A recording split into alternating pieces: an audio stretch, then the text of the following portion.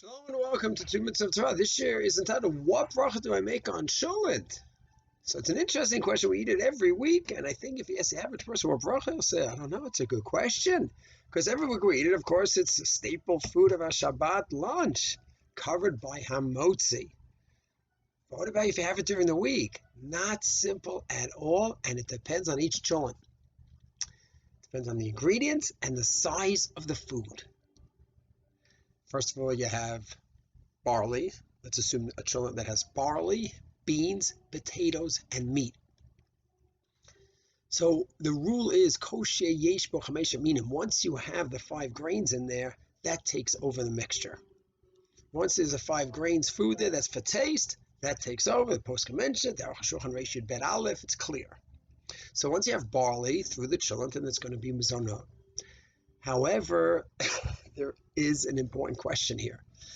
The Aruch HaShulchan says, Ikar Tafel, one bracha on the food, is only when it's really mixed together. Let's say you have big pieces. When you take a spoon, you just get one food. Take another spoonful, you can have another food.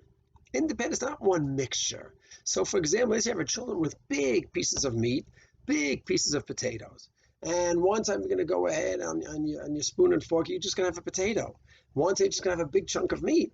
And other times you're going to have a little bit of beans or barley mixed together. So the Aruch HaShulchan says that is not ikar v'tafel. That is not the classic example of a mixed food. Mixed food means every time, more or less, when I take a spoonful, everything is mixed together. So it turns out, chulent is not simple. If you go ahead and have it all mushed up together and you have barley in there, that wouldn't be mizonot.